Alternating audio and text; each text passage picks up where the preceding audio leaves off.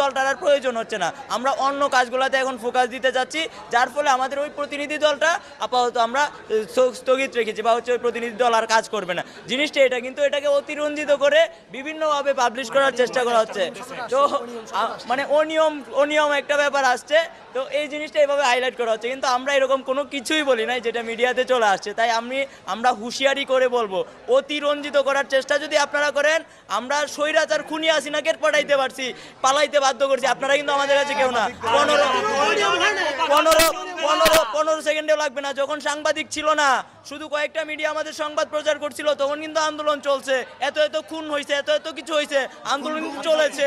তো আপনারা এটা ভাইবেন না যে এইগুলা ছড়ায় আপনারাও রেহাই পাবেন, আপনারা কিন্তু রেহাই পাবেন না, একদম 15 সেকেন্ডে ফিনিশ করে দিব। তো আপনারা সচেতন থাকবেন। এবং আমরা বলতে চাই, আমার মনে হয় এই বেয়াদবদের শিক্ষা দেওয়ার সময় চলে আসছে।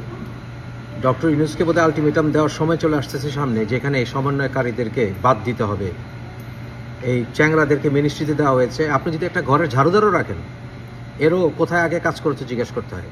এই সকল চ্যাংরাদেরকে কীভাবে 4টা মন্ত্রণালয় দেওয়া হয়েছে, তাও গুরুত্বপূর্ণ মন্ত্রণালয়, তথ্য মন্ত্রণালয় দেওয়া হয়েছে, যাতে জাতির তথ্য এদের কাছে চলে যায়।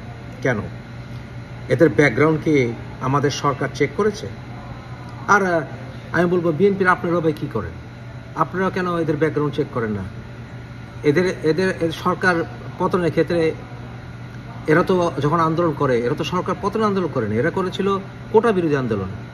আমরা তো কোটা বিরোধী আন্দোলনে তাদেরকে মানবিকভাবে সাপোর্ট দিয়েছিলাম, কিন্তু মূলত যখন তাদের উপর গুলি চালায়, তখনই তো আমরা তাদের পাশে দাঁড়াই এবং এটা জাতীয় আন্দোলনে পরিণত হয়। এটা তো তাদের একলা অর্জন না।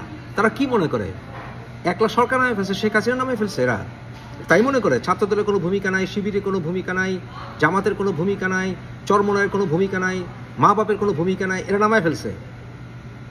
তাই তাহলে এদেরকে দেখাতে হয়, তাহলে কীভাবে এদেরকে আবার সরানো যায়? কত বড় বেয়াদব এরা মিডিয়াকে পর্যন্ত থ্রেট মারে। তাহলে মিডিয়াকে যদি এরা থ্রেট মারে, 15 সেকেন্ডের থ্রেট মারে, তাহলে শেখ হাসিনার ফ্যাসিস্ট গভর্নমেন্টের সাথে এই পোলাপানের ফ্যাসিজমের পার্থক্য কি? কি পার্থক্য? এদেরকে শিক্ষা দেওয়ার সময় আসছে আমার মনে হয় সামনে। ঠিক আছে, 72 আওয়ার্সও দিয়েছি না, 72 আওয়ার্স, এর ভিতরে 14 ঘন্টা গেছে।